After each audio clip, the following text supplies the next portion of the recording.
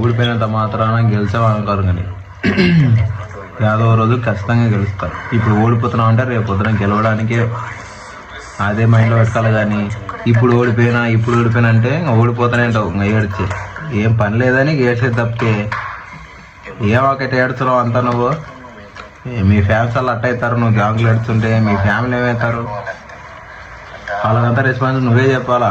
ఏడుస్తావు కదా ప్రతిదానికి ఏడ్చి ఏమవుతుంది? ఏడుపు కన్నీళ్ళు అంతే, ఏం ఉండదు. నిరూపియాల నువ్వు ఆడికి పోరాడుతున్నావు. ఇంకా పోరాడు. నెక్స్ట్ ఇంకా